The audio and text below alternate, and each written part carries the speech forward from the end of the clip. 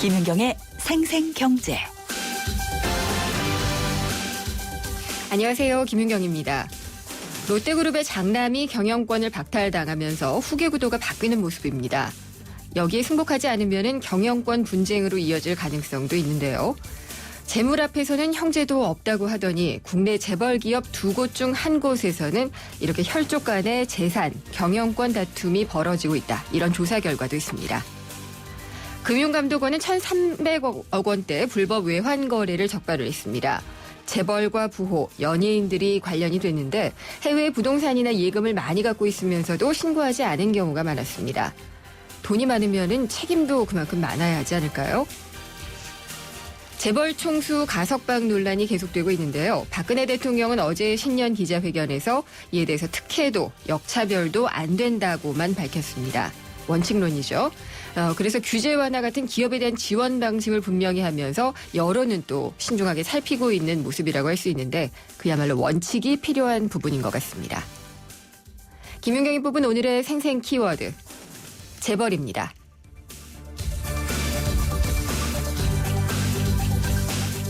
생생경제가 준비한 오늘의 경제 이슈입니다. 정부가 갈수록 심각해지고 있는 전월세 난을 해소하기 위해서 중산층을 위한 8년 이상의 고급 장기 임대 주택을 공급을 하기로 했습니다. 기존의 건설사 아파트 브랜드 뒤에요. 스테이라는 명칭을 붙여서 고급 임대주택을 2017년까지 3만 가구 이상 공급을 하겠다는 건데 시장에서는 기대와 우려가 한꺼번에 교차를 하고 있습니다. 건설업계는 일단 기대감을 보이고는 있지만은요. 대기업에 좀 지나친 특혜를 주는 게 아니냐는 그런 얘기도 있고요. 또 월세 가격이 당연히 오를 것이기 때문에 가계에는 오히려 부담만 될 것이라는 우려도 나오고 있습니다. 잠시 후 2부에서 이 파장을 전망을 해보도록 하겠습니다. 정몽구 현대차그룹 회장과 정의선 현대차 부회장, 부자간이죠. 현대글로비스 지분을 팔려던 계획이 무산됐습니다. 아무래도 다 팔면은 1조 5천억 원에 달하는 물량이 투자자들에게는 부담이 된 것 같은데요.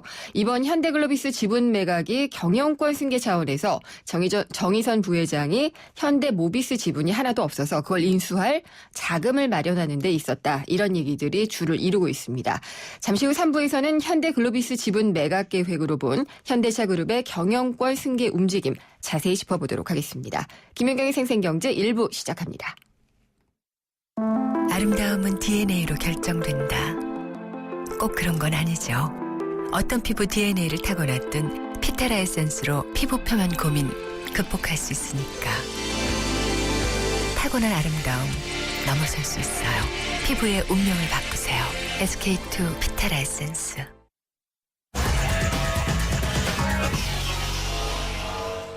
네, 오늘 증시 알아보겠습니다. 신한금융투자의 곽상준 부지점장이 연결되어 있습니다. 안녕하십니까? 네, 안녕하십니까. 곽상준입니다. 네, 승진하셨군요. 축하드립니다. 네. 오늘 시장은 어떻게 끝났나요?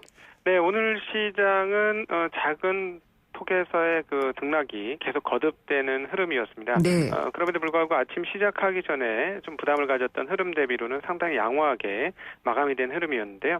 잘 아시다시피 유가가 어제 또 상당히 많이 빠졌습니다. 그렇죠. 예. 이렇게 유가가 흔들리게 되면 최근에 한국 증시가 많이 흔들렸는데요. 유가와 한국 주식시장 간의 관계를 좀 거시적으로 보면 그 정의 상관관계를 가지고 있습니다. 즉 네. 유가가 오르면 증시도 오르고 유가가 떨어지면 떨어지는 흐름들을 보여주는데요. 그 이유는 이렇습니다. 잘 아시다시피 한국에서는 수출이 전체 그 경제 성장률에서 차지하는 비중이 매우 큰 규모를 차지하는 그런 나라이기 때문에 그 수출이 잘 되면 경기가 좋고 뭐 이런 흐름들 보이지 않습니까? 근데 이제 수출이 좋다는 건 세계 경기가 활성화된다라는 얘기고요. 세계 경기가 활성화되면 세계 경기를 움직이는 연료인 석유도 상당히 많이 팔리게 되죠. 그러니까 네. 많이 팔리게 되면 석유값도 오르는 것이고요. 즉 세계 경기 흐름과 석유 가격이 정해 상관관계가 있기 때문에 한국 주식 흐름과 유가의 흐름도 정해 상관관계가 있습니다.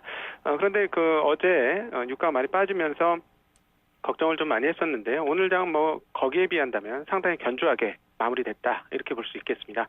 오늘 거래소 종합주가지수 먼저 알려드리면요. 전일 대비 3.81포인트 0.20% 하락한 1917.14포인트를 기록하고 있고요. 코스닥 시장은 오랜만에 하락을 했습니다. 계속해서 상승을 하다가 5거래일 만에 하락을 했는데요. 전일 대비 3.76포인트 0.65%가 떨어진 571포인트로 장을 마감하는 모습 네. 확인할 수가 있었습니다. 그러면 오늘도 외국인들은 많이 팔았나요? 네, 아침절에는 많이 팔았습니다. 아침 네. 시작하자마자 뭐 1,000억 넘게 순매도를 보여주면서 오늘 좀 상당히 팔지 않겠는가 예상을 했는데 실제로 마감을 해보니까 외국인들의 순매도는 한 500억대 수준으로 그렇게 크지 않았고요. 반면에 기관들의 매도가 좀 많았습니다. 3,000억 대의 매도가 있었고 앞서 코멘트하셨던 흐름들이 가장 눈에 띄는 모습이었는데요. 현대 글로비스가 하한가를 기록하는 그런 모습 아침부터 보여주었고 네. 반면에 현대모비스는 큰 폭의 상승을 하는 그런 모습도 오늘 장에서는 좀 특징적인 흐름이었다 이렇게 볼 수 있겠습니다. 그래서 이런 현대 현대 모비스 뭐 이런 그룹들을 또 묶어가지고 네. 경영권 승계주 이렇게도 또 태바주를 붙이더라고요. 네네 그렇습니다. 사실은 뭐 제일모직도 그러한 주식이고요. SK CNC나 이런 주식들도 그러한 주식인데요. 네. 그런 쪽으로 좀 프리미엄을 많이 줍니다. 근데 사실 이것은 본질 가치의 흐름과는 좀 다른데요. 별 이렇게 상관이 프리미엄을 없죠. 네. 받는 이유 중에 하나는 한국 주식시장이 대체적으로 조금 저평가되어 있지 않습니까? 네. 그러니까 그것의 주인되는 지주회사 쪽으로는 조금 더 프리미엄을 가미해주는 그런 흐름들을 발견할 수 있다 이렇게 보겠습니다. 그래서 앞으로도 이런 쪽은 본질 가치하고는 좀 다르게 접근하는 게 맞을 것 같고요. 그러니까 제일모직이라든가 뭐 지금 오늘 언급이 되었던 현대모비스나 이런 회사들은 우리가 주식을 분석할 때 기존의 일반적인 툴과는 조금 다른 눈으로도 좀 같이 보아야 한다. 그러나 그것들을 정확하게 다 예측할 수가 없기 때문에 항상 어느 정도의 공간을 두고 보시는 것이 맞지 않겠느냐 이렇게 보고 있습니다. 그 밖에 좀 눈에 띄는 업종이나 종목들은 어떤 게 있었나요? 네, 해외 시장 동향도 상당히 눈에 띄는데요. 네. 일본 시장 같은 경우 아침에 약 2%의 큰 폭 하락을 하다가 장 마감은 약 한 0.7% 하락 정도 수준으로 장을 마감했습니다. 그리고 또 하나는 전일 하락을 했던 상하이 증시는 상승 반전에 성공하면서 이 동아시아권에서는 대체적으로 좋은 모습들을 보여주는 그런 흐름이었는데요. 한국 주식 시장이 사실 지금 1월달 굉장히 혼조에 있습니다. 전년도 마감이 1915포인트에 있었고 마감이 되었고 보통 1월장이 한 해의 어떤 전체적인 흐름들을 확인할 수 있는 그런 시장이라는 측면에서 보면 떨어졌다 올라갔다 하면서 결국은 작년 연말과 같은 제자리 걸음이죠. 네. 여기서 지금 어떤 방향으로 방향성을 잡느냐 이런 흐름들이 굉장히 중요한데 무엇보다 한국 증시에 가장 영향을 크게 미치는 것 중에 하나는 해외 변수가 영향을 많이 미치지만 그중에서도 중국 시장 흐름들이 영향을 많이 미칩니다. 네. 중국의 부양책이 계속된다면 중국 증시는 상당히 괜찮은 흐름들을 보여줄 수 있겠고요. 그렇다면 한국은 중국 덕분에 조금 기분 좋은 출발을 갈 수도 있는데 네. 앞으로 일주일간이 상당히 중요한 흐름이 아니겠느냐 알겠습니다. 이렇게 보고 있습니다. 그래서 중국 시장과 한국 시장을 일주일 동안 겸하여서 보시면 대체로 올 한 해와 상반기 흐름들에 대한 기대감을 충족시킬 수 있는지 네. 없는지도 확인할 수 있을 것 같습니다. 네, 잘 들었습니다. 감사합니다. 네, 고맙습니다. 신한금융투자의 곽상준 부지점장이었습니다.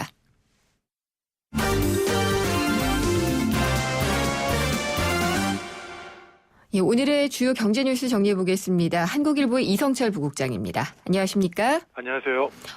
오늘부터 각 부처 업무 보고가 시작이 됐죠. 네, 그렇습니다.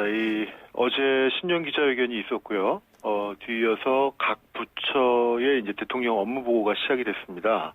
그래서 오늘 세종시에서 박근혜 대통령한테 네. 6개 부처가 업무 보고를 했는데요. 기획재정부, 고용노동부, 공정거래위원회, 국토교통부, 또 농림축산식품부, 해양수산부 6개 부처가 있고 나머지 부처들도 아마 이제 테마별로 네. 몇 개 부처씩 묶어가지고 이번에 하는 과거엔 이제 A 부처가 부처별로 그냥 하루씩 하고 그랬는데 이번에는 어떤 그 주제를 가지고 묶어서 이렇게 하는 형식으로 되는 것 같습니다. 오늘 보고한 내용 중에 이제 가장 관심을 끄는 게 국토부에서 보고한 이 민간 임대주택 제도 활성화 방안인데요. 중산층의 주거 안정을 위한 것이라고 했죠. 그렇습니다. 예. 이 뉴스테이라는 이름의 정책인데 네. 지금 사실 임대주택이 여러 가지 형태가 있습니다. 뭐 공공임대도 있고 민간 임대도 있고 뭐 준공공도 있고 뭐 기간별로 4년짜리가 있고 뭐 15년짜리가 있고 굉장히 좀 복잡하게 돼 있는데요. 네. 이거를 좀 단순화해가지고 어쨌든 이걸 임대시장도 뭐 공공이 계속하는 데는 한계가 있기 때문에 민간 건설사들을 임대시장으로 끌어들여가지고 서민 중산층들이 좀 더 저렴한 비용으로 오랫동안 빌릴 수 있는 네. 그런 집을 한다는 건데, 그래서 브랜드도 뉴스테이다 이렇게 이제 이름을 붙였습니다. 그래서 기업들이 건설회사들이 임대주택을 지어가지고 8년 이상 장기 임대주택을 이제 네. 놓도록 하는 방안인데, 그렇게 할 경우에 이제 여러 가지 세제 혜택을 준다는 것이죠. 융자 금리도 인하해주고, 또 여러 가지 취득세라든가 여러 가지 토지와 관련된 세금도 많이 깎아주고 해가지고, 정부는 기본적으로 이 중대형 건설사들이 이 임대시장에 좀 들어와가지고 임대사업자로 좀 하도록, 그래가지고 예를 들어서 이런 식의 구상이랍니다. 그러니까 예컨대 뭐 이 회사가 들어올지 안 들어올지 모르겠지만, 대우건설 같은 경우에 무슨 프로지오 뭐 네. 이런 식의 지금 아파트 브랜드가 있지 않습니까? 예. 그러니까 프로지오 뉴스테이, 뭐 그다음에 예를 들어 삼성이다 그러면은 레미안 뉴스테이 이런 식으로 붙여가지고 이름까지 붙여가지고 네. 하도록 한다는 건데, 일단은 세입자 입장에서는 지금 사실 임대시장 자체가 우리나라가 이제 전세가 갈수록 줄어들고 월세로 바뀌어가는 형식 아니겠습니까? 네. 근데 다만 이제 월세라는 게 늘 매달 내야 되는 세부담이 있기 때문에 그 비용을 좀 이제 줄여준다는 취지인데, 이렇게 되면은 기업들도 건설사들도 요즘 분양 시장이 죽어 있기 때문에 이런 쪽으로 하나의 그 활력 돌파구를 열 수가 있을 것 같고요. 또 빌리는 세입자 입장에서도 역시 좀 저렴한 비용으로 임대를 장기간 들어갈 수 있는, 잘만 운영이 된다면 윈윈할 수 있는 제도가 될 것 같습니다. 네. 잘만 한다면이 중요하겠죠. 네, 근데 네. 어쨌든 이런 식으로 예. 정부가 뭐 여러 가지 좀 세제 지원이든 좀 네. 더 많은 혜택을 줘서라도 이런 쪽으로 궁극적으로 가야 되지 않나 싶습니다. 네, 일단은 공급을 늘리는 쪽으로 가야지 되고, 공공은 또 한계가 있기 때문에 그렇죠. 민간에 인센티브를 줘서 공공처럼 임대를 늘리도록 하는 것은 맞는 방향인 것은 같습니다. 네, 그렇습니다. 노동 분야 업무 보고에서는 어떤 얘기들이 오갔나요? 기본적으로 지금 올해 이제 노동개혁이 가장 중요한 화두 네. 중에 하나인데요. 그래서 여러 가지 정규직의 이제 좀 혜택을, 과보호를 줄이는 문제, 또 비정규직의 혜택을, 보호를 늘리는 문제, 이런 것들은 노사정위원회 지금 테이블 위에 올라가게 돼 있고요. 그거와는 별도로, 몇 가지 좀 재밌는 특징적인 업무 보고 내용이 있었는데, 예를 들어서 예술인에 대한 고용보험 추진을 한다든가, 예. 또 출퇴근 시에 재해를 입었을 때 산재를 인정하실 수 있도록. 그게 제도 좀- 원래 안 됐군요. 그렇습니다. 이게 네. 개별 건마다 아마 법원 판결로 결정이 났을 겁니다. 일률적으로는 되지가 않고요. 예. 그다음에 또 자영업자들에 대해서 고용보험 가입 제한을 완화한다라든가, 또 감정 노동자들의 직무 스트레스와 연관된 어떤 업무상의 질병 인정 기준, 이것도 일종의 직무 스트레스도 산재로 인정해주는 이제 그런 문제들. 그다음에 가사 도우미에 대해서도 여러 가지 사회안전망, 그러니까 4대 보험 혜택을 줄 수 있는 방안을 검토한다라든가, 네. 아직 구체적인 나온 건 세부 없고요. 시행방안이 나온 건 아니겠지만, 네. 이런 방안도 고려하겠다 이렇게 보고가 되었습니다. 그러니까 가사 도우미에 대해서도 고용보험 같은 그런 혜택이 있도록 하겠다. 그게 근데 아마 그런 예. 경우일 겁니다. 예를 들어서 제가 어떤 네. 가사 도우미 아주머니를 집에서 쓴다고 할 때 저보고 뭐 고용보험도 지급하는 건 들어주고 아니고. 의료보험도 예. 들어주고 이건 어려울 거고요. 네. 이제 인력 송출업체에서 이제 하는 경우들 있지 않습니까? 네. 막 그런 형태를 통해서 혜택을 주는 방안을 고려한다고 하는데, 예. 실제 현실에서는 어떻게 운영이 될지는 아마 정책이 어떻게 가다듬어져야 네. 될지는 좀 봐야 될 것 같습니다. 그런 얘기들은 안 나왔나요? 고용 안정화를 유연 안정화라고 해가지고 정부가 좀 애매하게 얘기했던 부분이 있었잖아요. 네. 예, 해고에 대한 부분은 좀 언급된 게 그 없을까요? 부분들은 기본적으로 이건 사실 정부가 일방적으로 할 수 있는 부분은 아니고요. 네. 노사정위원회에서 아마 다뤄져야 될 사안인 것 같습니다. 그런 네. 부분들은. 그러니까 이 해고의 문제, 그다음에 정규직 보호에 대한 문제, 비정규직에 대한 연한 확대 문제라든가 이런 것들은 정부가 그냥 법 만들고 시행령 만들고 했을 문제는 아니고, 사용자 측 또 노동자 측이 기본적으로 합의가 없이는 강행될 수가 없는 사안들이기 때문에, 네. 노사정위원회에서 지금 가가지고 가급적 3월까지 지금 하겠다라는 네. 게 정부 스케줄인데, 글쎄요, 이제 그 부분에 대해서 지금 민노총은 기본적으로 노사정위원회에 참여하지 않고 있고 한국노총은 들어가 있습니다만은 못 받아들이겠다 하는 부분들이 많아가지고 상당한 격론이 있을 것 같습니다. 네. 그리고 또 해양 부문에서도 다양한 얘기들이 나온 것 같은데요. 네, 정부가 지금 관광 서비스 산업 육성 차원에서 이제 여러 가지 그 연안여객선에 대한 경쟁, 또 크루즈 산업, 마리나 산업 네. 이런 쪽에 대한 활성화 방안을 굉장히 추진하고 있고요. 어제도 이제 일부 관련 법률이 통과가 됐습니다. 그래서 우리나라 같은 경우에 이제 여러 가지 연안에 이제 다도해라든가 해상 자원들이 굉장히 많지 않습니까? 이런 것들을 관광 자원화해서 일자리도 만들고 또 수익도 창출하고 하는 그런 방안들이 있고, 또 이제 바다에도 사실 그린벨트라는 개념이 있습니다. 개발을 네. 할 수 없는 예.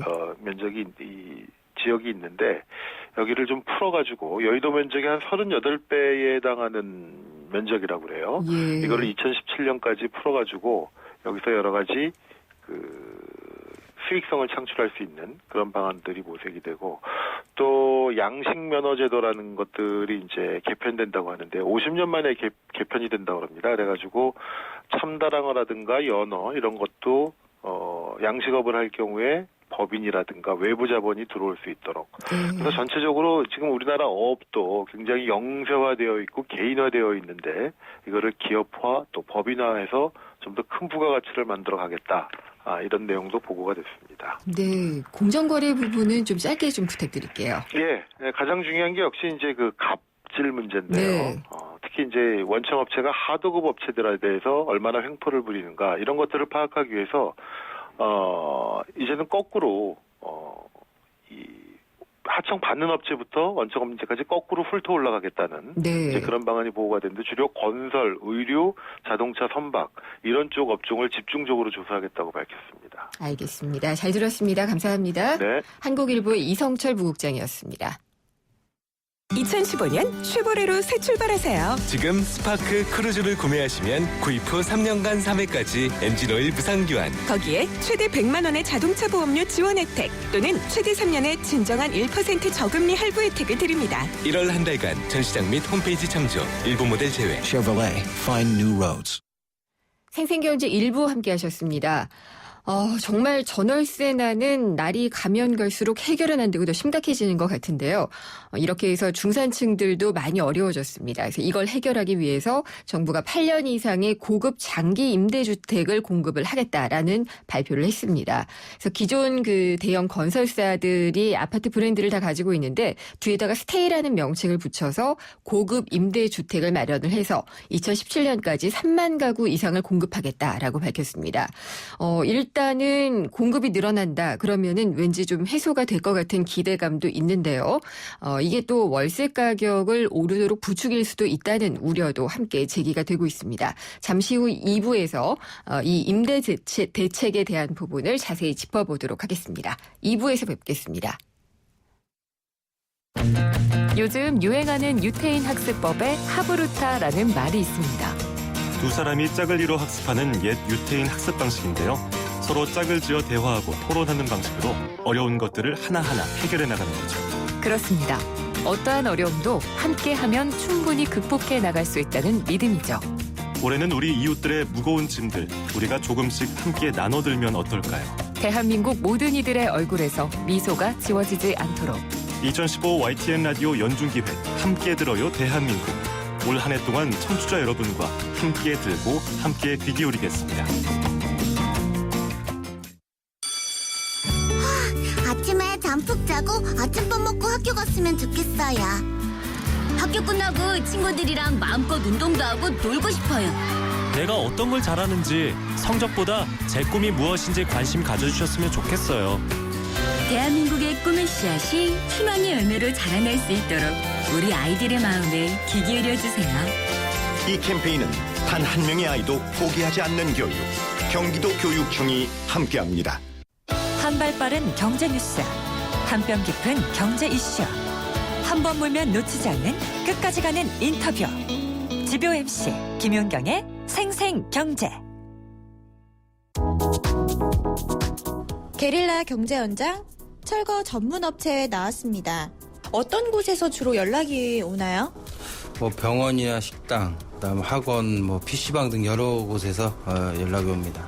네, 하루에 한 몇 건 정도 처리를 하시나요? 작은 공사의 경우는 한 2개에서 3군데, 네, 공사 범위가 클수록 뭐 3일에서 4일 아니면 일주일까지 가는 경우도 있습니다. 철거 작업해서 이 걷어들인 기기와 가구들은 어떻게 처리가 되나요? 폐기물 중간 처리 업체로 갈 경우도 있고요. 그다음 필요한 분들이 계시면 가져다 드릴 때도 있습니다. 네, 철거 비용도 좀 궁금한데요. 기본 얼마 정도 드나요? 공사에 따라 다른데요. 작은 공사일 경우 한 100만 원 선, 그다음에 큰 공사일 경우엔 뭐 1000에서 많으면 뭐 3000까지 올라갈 때도 있습니다. 그럼 중고용품 이렇게 수거하는 걸 비용을 대신하는 경우도 있어요? 식당 같은 경우가 많죠. 일부 집기, 주방 집기 같은 경우는 가격으로 대신해서 할 경우도 있고, 그래도 부족하면은 이제 협의하에 공사를 이제 진행을 하기도 합니다. 창업용보다 이제 폐업용 철거가 많다고 볼 수 있습니다. 네, 말씀 감사합니다. 지금까지 게릴라 경제 현장 이혜리 리포터였습니다.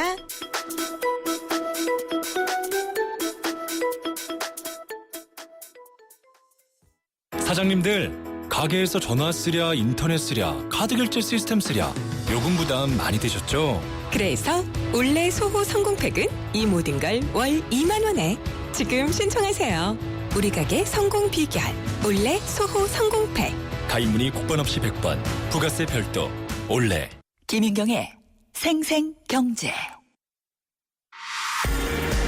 오늘 당신이 꼭 알아야 할 가장 중요한 경제 뉴스는 기업형 장기 임대주택 사업, 중산층의 주거 안정화 이뤄질까입니다.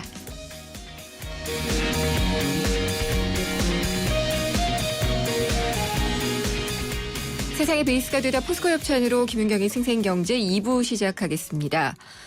대형 건설사들 보면은 아파트 브랜드들 다 가지고 있죠. 많이들 아실 텐데 이 이름에다가 스테이를 붙여서 임대 아파트가 나오게 된다고 합니다. 중산층을 대상으로 한 민간 분양주택 수준의 임대 아파트가 대형 건설사들을 주체로 해서 만들어진다라고 하는데 실효성이 있으면 좋겠죠. 그래서 실제로 어떤 내용들을 좀 짚어봐야지 되는지 한번 얘기 나눠보도록 하겠습니다. 김연아 한국건설산업연구원 연구실장이 전화 연결돼 있습니다. 안녕하십니까? 네, 안녕하세요. 네. 이게 그러니까 중산층의 주거비 부담이 많으니까 이걸 줄여주기 위해서 임대 아파트를 내놓는다는 거죠? 예, 그러니까 아마 최근에 전세 값이 오르는 문제 때문에 굉장히 사회 문제가 되고 있는 것들에 대해서 다들 듣고 계실 겁니다. 근데 사실은 전세로 살고 있는 사람들 중에는 집을 살 능력이 있음에도 불구하고 집에 대한 소유 개념보다는 이제 거주 개념으로 인식이 바뀌면서 굳이 집을 사지 않으려는 사람들이 많이 늘어나고 있는데요. 네. 그러다 보니까 경제력이 없는 사람뿐만이 아니라 경제력이 있는 사람들에게 있어서도 어떤 주거 선택의 다양성을 제공할 만한 임대주택에 대한 필요성이 굉장히 많이 커지고 있습니다. 저소득층에 대한 임대주택은 이제 정부의 몫이기 때문에 정부가 지면 되는데 민간 시장에서는 아직 이런 부분에 대한 공급이 원활하지 않고 있어서 정부가 이번 기회에 민간 임대 시장을 육성을 해서 이런 중산층의 주거 선택의 폭도 좀 넓히고 또 한편으로는 올해 경제정책 방향에 내수경제 활성화에 임대주택 활성화 부분이 포함되어 있는데요. 건설 내지는 부동산 관련 서비스업의 어떤 활성화를 도모하는 차원에서 이번 대책이 나온 것으로 판단이 됩니다. 네. 근데 그 실장님, 현 정부의 주택 정책을 보면은 집을 빌려서 살지 말고 집을 사서 살아라라는 쪽으로 좀 유도를 하는 것 아니었나요? 그러니까 어느 정권이나 자가보유 정책과 임대 정책은 다 공존을 합니다. 근데 처음에 이제 박근혜 정부 출범 이후에는 사실은 글로벌 금융위기 이후에 너무 위축됐던 주택 심리가 주택 구매에 대해서 많이 주저하는 것들이 강했고 또 그때도 전세값이 올랐기 때문에 전세를 매매 수요로 전환하려는 노력들을 많이 했죠. 그러나 이제 지난해 말부터 이제 전세에서 매매로 전환할 수 있는 사람들이 어느 정도 한계에 도달했고 지금은 사실은 장기적으로 봤을 때 주택값의 상승에 대한 기대감이 낮거나 아니면 굳이 주택을 보유할 필요성이 없다고 생각해서 전세로 머무는 사람들도 굉장히 많습니다. 그래서 이제는 더 이상 매매로 전환되지 않는 수요에 대한 부분을 고려하겠다라는 정책적 입장이 하나의 정책의 한 요소로서 반영이 된 것 같습니다. 그렇군요. 그러면은 혹시 그런 수치도 추정이 가능한가요? 매매 거래가 가능한데 네. 굳이 전세로 살고 있는 가구 수 뭐 이런 것들이요. 뭐 그런 가구 수가 정확히 잡히지는 않는데요. 예. 서울시의 평균 아파트 전세 가격이 얼마 전에 3억을 넘어섰죠. 네. 그래서 3억이라고 하면 사실은 서울 지역의 외곽에서는 집을 한 채 살 수 있는 정도의 가격이기도 합니다. 그럼에도 불구하고 고액 전세가 지난 2년 동안 굉장히 많이 올랐는데요. 네. 그런 건 지금 사회자가 말씀하신 것처럼 구매력이 있지만 집을 굳이 사지 않으려는 사람들의 전세 수요라고 저희가 추정할 수 있을 것 같습니다. 알겠습니다. 그러면은 이번에 대형 건설사들을 주체로 해서 만들겠다는 이 기업형 장기 임대주택이요. 네. 이게 임대주택의 크기라고 해야지 될까요? 크기와 또 뭐 임대료 이런 것들은 어느 정도로 예상이 되나요? 아직 구체적인 숫자에 대해서는 정부가 제시한 바가 없습니다. 그리고 네. 이건 정부가 강제하는 것이 아니라 정부가 여건을 만들면 이제 민간들이 스스로 사업을 참여하기 유도하겠다는 거기 때문에요.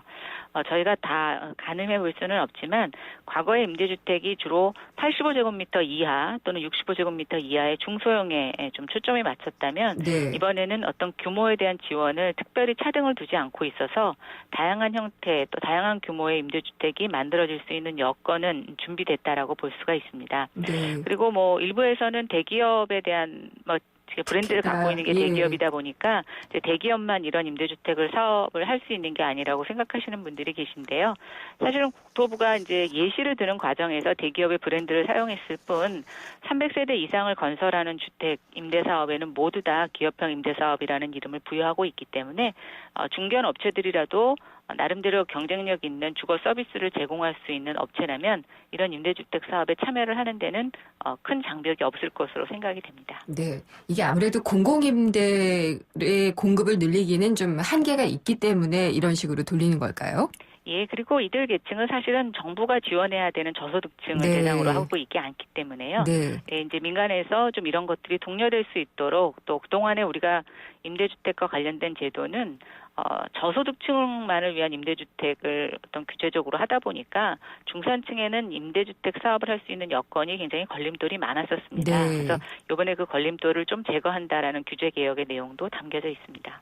근데 이제 기존 임대주택 사업을 보면 수익률이 꽤 낮더라고요. 예, 한 그렇습니다. 2% 정도? 그래서 이걸 한 5% 정도까지는 좀 끌어올려야 되지 않느냐.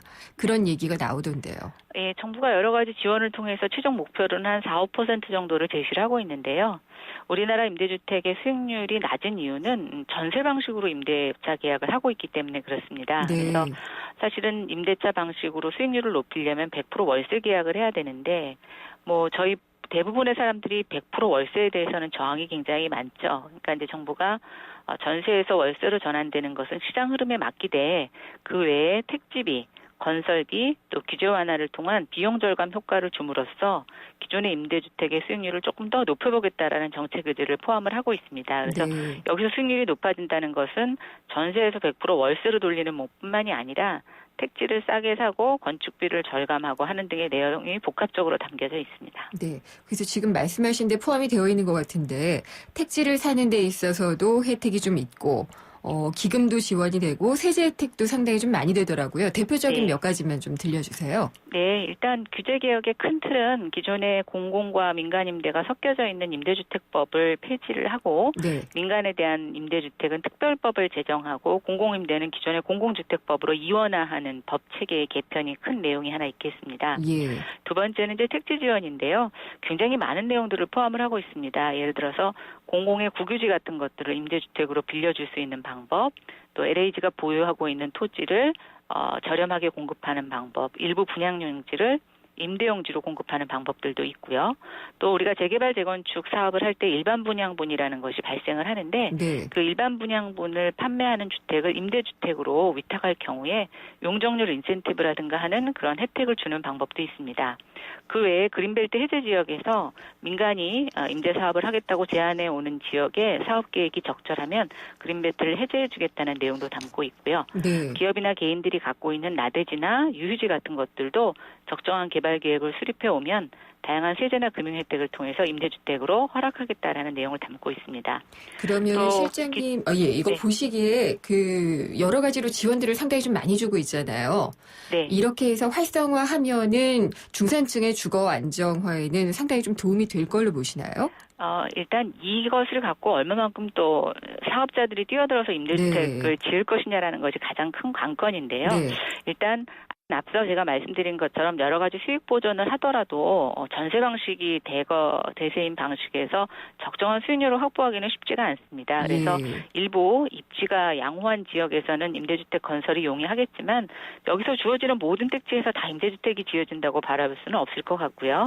그런 측면에서 물량정이 주는 어떤 타급 효과는 그렇게 크지 않을 거라고 보여집니다만 여기서 조금 저희가 주목해야 되는 것은 여태까지는 개인이 제공하는 임대주택이 주류를 형성을 했다면 이제 기업형 임대주택은 기업이 짓는 것뿐만이 아니라 입주자들에 대한 관리, 주거 서비스를 일체의 서비스를 제공하는 사실상 선진국형 임대주택 시장이라고 보시면 되겠습니다. 그래서 이런 것들이 조금 활성화된다라고 하면 저희가 이제 집주인들과 갖는 여러 가지 민원, 주택의 품질에 대한 불만 이런 것들을 조금 더 체계적인 접근을 통해서 고쳐나가고 향상시킬 수 있는 또 그런 이점도 있다 보니까 좀 다각도로 검토해봐야 될 것이라는 생각이 들고 당장의 어떤 영향은 뭐 그렇게 크게 기대할 수 있는 상황은 아직은 아니라고 보여집니다. 네. 근데 이제 전세 위주로 공급이 되면은 그나마 이제 세입자 입장에서는 주거 안정성이 높아질 수는 있겠는데요. 만약 이걸 또 월세로 하거나 반전세로 하거나 하게 되면은 월세 가격은 많이 변동이 가능하잖아요. 그러니까 임대 수익을 올리기 위해서 월세 가격이 좀 많이 오르지 않을까 이런 좀 우려가 되는데요. 그 부분은 어떻게 보시나요? 예, 아마 이게 지금 초기 임대료에 대한 규제가 정부가 하지 않기로 했기 때문에 월세가 될지 전세가 될지 반전세가 될지는 사실은 뭐 그때 상황에 따라 달라질 수 있을 거라고 보여집니다. 그런데 공급자 입장에서는 월세를 받으면 좋지만 지금 말씀하신 것처럼 월세에 대해서는 저항이 높기 때문에 지금 저희가 예측하기는 보증금이 많고 월세는 적은 반전세 형태가 주류를 이룰 것으로 보고 있습니다.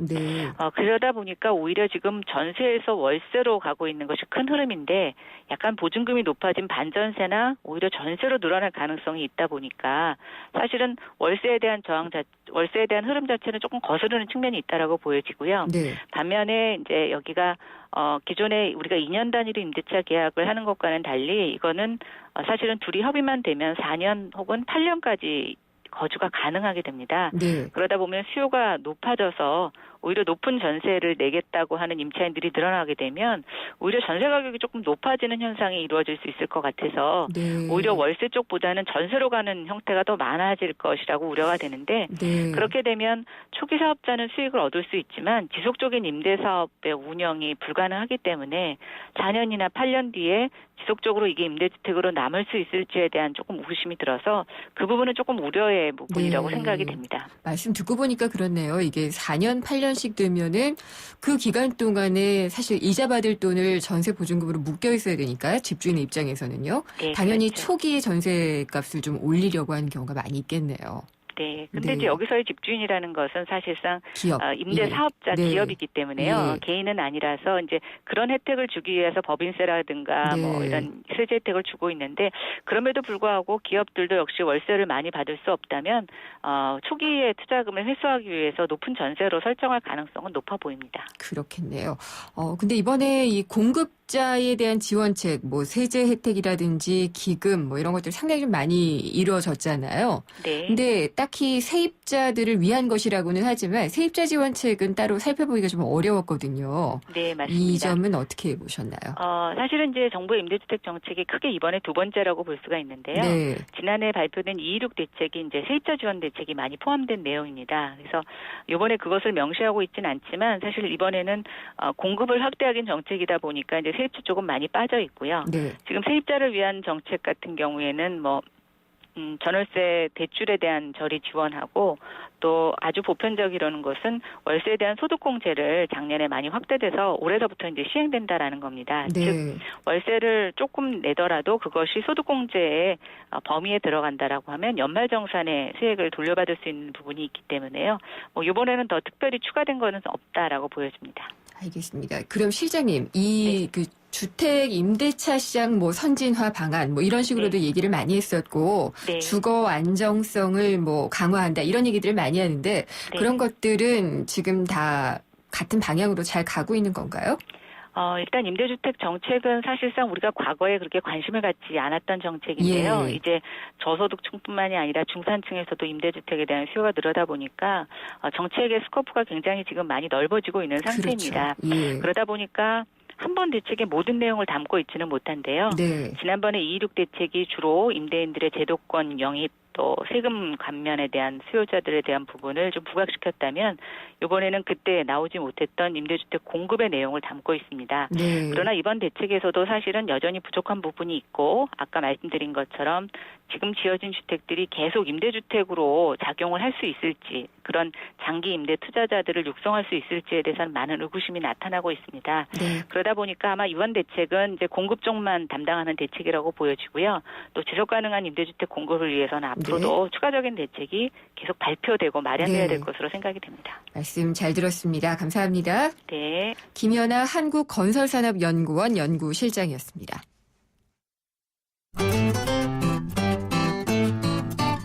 생생경제를 다양하게 만나는 방법. YTN 라디오 앱 예스와 웹사이트 김윤경의 생생경제 또는 트위터 YTN_이코노미로 실시간 듣기와 다시 듣기를 하실 수 있고 방송 내용에 대한 문의와 의견을 주실 수 있습니다.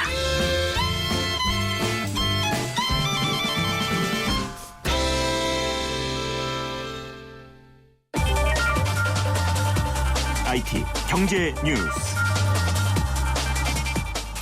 작년에 해외 직구 열풍 상당히 많이 불었죠. 우리나라 사람들이 잘 사나 봅니다. 그래서 이 전 세계 유명한 유통사업자들 또 전자상거래 업체들이 다 한국에 들어오겠다고 얘기를 하고 있어요. 마치 한국 상륙작전을 펴는 게 아니냐 이런 생각이 좀 드는데요. 특히 중국의 알리바바 인천 영종도 지역에 약 한 1조 원 정도를 투자를 해서 알리바바 타운을 조성한다. 이런 방안을 지금 검토하고 있다는 기사도 제가 봤습니다. 그래서 국내에 진출하려고 하는 글로벌 유통사업자들의 얘기를 한번 좀 들어보도록 하겠습니다. 유비유넷의 심수민 연구원이 전화로 연결돼 있습니다. 안녕하십니까? 심수민 연구원 연결됐나요? 네, 안녕하십니까? 예, 안녕하세요. 자리를 옮기셨군요, 새해에. 예, 그렇게 됐습니다. 네, 그래서 제가 다른 분인가 잠깐 착각했습니다. 근데 알리바바 타운이라고 하니까 저는 약간 좀 두려워지는 게 어딜 가나 그 정말 넓게 자리 잡고 있는 차이나타운 이게 한국에 또 들어오는 게 아닌가 이런 생각이 들어서요. 여보세요? 예, 여보세요? 네, 이게 들리다 말다 하네요. 예. 네. 예, 알리바바는 2014년 말 현재 중국 전체 인터넷 상거래 90%를 차지하고 있고요. 예. 그리고 중국 내 전체 소포 운송량의 70%를 담당할 정도로 막강한 영향력을 가지고 있습니다. 그리고 지난해 이제 미국 주식시장에 상장했을 때 시장 가치가 무려 240조에 이르렀는데요. 네. 이러한 공룡 기업이 한국 시장에만 1조 원에 가까운 금액을 투자하면서 진출한다는 것은 상당히 고무적인 일입니다. 그런데 지난 2년 동안 이러한 이제 비단 알리바바뿐만 아니라 여러 글로벌 유통기업들의 한국 진출은 업계 전문가들 사이에서 예견되어 왔습니다. 네. 그럼 알리바바 외에는 그 어떤 기업들이 우리나라를 들어오려고 하고 있나요? 예, 지난해 말 화제가 되었던 스웨덴 가구업체 이케아를 시작으로 해서 미국의 아마존 그리고 일본의 전자상거래 업체인 라쿠텐 그리고 또 다른 중국 IT 공룡인 텐센트와 바이두까지 2015년에 본격적으로 국내 유통사업에 진출할 계획을 세우고 있고요. 네. 그리고 실제로도 현지 한국인 채용도 활발히 진행하고 있고 그중 몇 개 업체는 서울 도심에 사무실까지 계약하는 등 발빠른 행보를 보이고 있습니다. 아니 뭐 가까운 나라들에 있고 전자상거래로 하는데 굳이 또 우리나라 들어와야지 되나요? 예, 절대 인구수와 소득 수준을 비교해봤을 때 가까운 중국이나 일본에 비해 큰 규모는 아니지만, 알리바바는 이제 이런 인식들이 지난해까지는 지배적이었습니다. 알리바바만 하더라도 2000년도에 국내 진출을 시도했다가 1년 만에 철수한 경험이 있으니까요. 근데 이제 모바일이 보급이 되고 국내 소비자들이 다른 나라와 달리 적극적으로 기술을 수용하고 이제 정보를 찾아다니는 그 적극성이 크게 어필이 되면서 이러한 인식이 바뀌고 있습니다. 실례로 그 2014년도 초에 국내 한 신용카드사가 미국의 아마존과 함께 미국에서 구매한 아이템을 그 국내로 무료로 배송해주는 이벤트를 진행했는데요. 네. 그런데 당초에 예정했던 예산에 한 번에 소진할 만큼 반응이 너무 뜨거워서 이제 아마존조차도 굉장히 놀랐다더라고요. 이러한 반응에 아마존이 이제 당초 일시적 이벤트를 연례적으로 열고 그리고 또 본격적으로 한국 진출을 고려하게 되었다고 합니다. 네, 그렇군요. 그러면은 우리나라 소비자들이 충분히 승부할 만한 가치가 있다라고 판단을 했기 때문인 것으로 보이고 이것 말고도 우리나라를 노리는 좀 다른 이유가 있지 않을까 하는 생각도 좀 드네요. 예, 비단 커머스를 매개로 해서 다른 IT 서비스 영역으로 확장하는 확장성이 있고요. 예. 그리고 또 국내 한류 콘텐츠 등 주변 국가로 파급 효과가 할 수 있는 그런 이제 피벗 마켓이 될 수 있고, 네. 또 이제 역설적으로 국내 사업자들이 폐쇄적인 환경에 의해서 사업이 본격적으로 이제 경쟁력이 상대적으로 약하다는 그 단점이 있습니다. 국내 시장이 폐쇄적인 환경이라는 거는 어떤 말씀인가요, 구체적으로? 예, 그 복잡한 지불 인증 결제뿐만 아니라 유통 구조 또한 이제 그 로컬 사업자들이 장악하고 있어서 네. 어떻게 보면 투명하거나 빠른 이제 그 지불 결제 수단과 배송이 이제 한 번에 이루어지기 힘들다는 거죠. 그렇군요. 그리고 또 확장성을 꾀한다라는 것은 분명히 이들 IT 기업들이 뭔가 다른 IT 서비스 쪽으로도 확장을 꾀한다는 걸 텐데 어떤 것들이 있을까요? 예, 예를 들어서 알리바바, 텐센트 같은 경우에는 이제 비단 이제 유통 커머스뿐만이 아니라 얼마 전에 이제 화제가 되었던 우버와 같은 택시 유통업과 그리고 또 게임, 네. 모바일 결제, 금융 등 여러 가지 서비스를 한꺼번에 진행하고 있는데요. 이거의 이제 기준점이 시작점이 유통으로 바라보고 있는 것이죠. 네. 어쨌든 유통이라는 게 사람들이 많이 왔다 갔다 하는 게 될 테니까요. 그렇죠. 그리고 또 아마존 또한 이제 그 모든 인터넷 서비스의 근본이 되는 클라우드 서비스에 이제 강점을 갖고 있고 데이터 분석까지 잘하기 때문에 여기에 커머스를 이제 연계를 한다면 이제 동북아시아에서의 이제 영향력 또한 굉장히 이제 확대된다는 겁니다. 한류 콘텐츠와 관련해서는 이들 기업들이 어떻게 우리나라를 이용할 수가 있을까요? 예, 요즘은 이제 직구뿐만이 아니라 반대로 리버스하는 역직구라는 용어가 이제 한창 이제 화제가 되고 있는데요. 네. 이것은 외국인 소비자가 인터넷을 통해서 한국 제품을 한국에서 구입하는 겁니다. 네. 그래서 외국인들이 한국 제품을 인터넷을 통해서 구입하는 규모가 지난해는 약 700억 원이 됐다고 했는데 내년에는 약 1조 원에 이를 것으로 전망하고 있습니다. 한류의 지속으로 중국 및 동남아 시장에서 국내 제품에 대한 수요가 꾸준히 증가하고 있고 실제로 중국 내에서도 인터넷 커머스 상에서 검색되는 한국 제품 관련 키워드가 약 4천만 개에 이른다고 합니다. 네. 그래서 이제 이러한 이제 그 역직구의 수요를 이제 알리바바와 텐센트 같은 사업자들이 빠르게 이제 캐치해서 이제 국내 진출을 통해서 보다 많은 이제 수익과 영향력을 키워가겠다는 것이고요. 그리고 이제 어제 화제가 되었던 알리바바 타운의 경우 이제 온라인 커머스뿐만 아니라 오프라인에서도 이러한 이제 중국 관광객들의 이제 요커의 지출을 상당수 이제 확보하기 위해서 이제 오프라인까지 확대해서 진출한다고 생각할 수 있습니다. 그렇군요. 그러면은 국내에 들어오는 보통 이제 중국인들의 큰손 요커라고 하잖아요. 예. 이 요커들이 알리바바 거를 사고 이러는 경우가 또 많아지면은 우리 경제에는 약간 좀 손해일 수도 있겠네요. 예, 정작 이제 컨텐츠와 이제 사람 모객은 한류 컨텐츠가 하지만 그중에 알짜배기는 수수료와 관련된 매출은 중국 기업들이 다시 이제 가져가는 구조가 되는 거고요. 그럴 것 같네요. 예. 그러면은 국내 유통사업자들이 좀 경쟁력을 키워줄 필요가 분명히 있을 것 같은데 어떤 대안을 세우면 좋을까요? 네. 이들 사업자가 인터넷 기반을 둔 이제 해외 사업자라는 점을 감안한다면 반대로 이제 해외 사업자들이 비교적 국내 오프라인 유통망에서는 취약하다고 볼 수가 있습니다. 네. 그리고 또 이제 최근에 이제 핀테크 등의 규제가 이제 완화되기 시작하면서 이제 옴니 채널 그리고 온라인과 오프라인을 하나로 묶는 유통 채널을 통해서 이제 보다 더 이제 고객들한테 유인하는 전략이 필요할 것이고요. 그리고 또 전 세계적으로 바라봤을 때 홈쇼핑하는 유통 채널과 티커머스라는 새로운 유통 채널을 보다 활성한 국가가 대한민국이 거의 유일하거든요. 네. 그래서 이러한 성공적인 한국만의 모델을 인도네시아나 인도 그리고 동남아시아 같은 신시장을 통해서 도리어 진출하는 것이 중요합니다. 그리고 이제 올해부터 이제 인터넷 전문 은행과 같이 이제 새로운 금융 유통 채널이 확대되기 때문에 이러한 이제 융합 상품을 한 번 더 이제 확장해서 연계하는 것도 필요할 것이라 생각합니다. 네, 정말 변화가 빠르게 몰아치고 있다는 생각이 드네요. 잘 대비를 해야 될 것 같습니다. 오늘 말씀 잘 들었습니다. 감사합니다. 네, 감사합니다. 유비유넷의 심수민 연구원이었습니다. BMW 엑스드라이브가 알려드리는 교통정보 김유리입니다. 갑작스런 폭설로 도로 곳곳이 빙판길입니다. 교통안전에 당신에게 날씨는 두려움입니까? 즐거움입니까? 어떤 상황에서도 지능적으로 대응하는 BMW 엑스드라이브. 드라이빙의 즐거움은 계속됩니다. 정몽구 현대차그룹 회장과 정의선 현대차 부회장의 현대글로비스 지분 매각 꾀하고 있었는데 무산이 됐습니다. 아무래도 굉장히 큰 물량이어서 구매하는 기관 투자가들이 좀 부담이 됐던 것으로 보이는데 그래도 현대글로비스 지분은 계속 팔지 않겠느냐라는 추정이 되고 있습니다. 그래서 현대차그룹이 왜 현대글로비스 지분을 매각하려고 하는지 그리고 이것이 어떻게 현대차그룹의 경영권 승계 움직임과 연계가 되는지를 3부에서 자세히 짚어보도록 하겠습니다. 그리고 좀 전에 2부에서요. 정부가 갈수록 심각해지고 있는 전월세난 해소를 위해서 기업형 장기 임대주택을 마련하겠다라고 했거든요. 여러분은 여기에 대해서 어떻게 생각하시나요? 이번 기업형 장기 임대주택 정책이 중산층의 전월세난을 해소하게 될까요?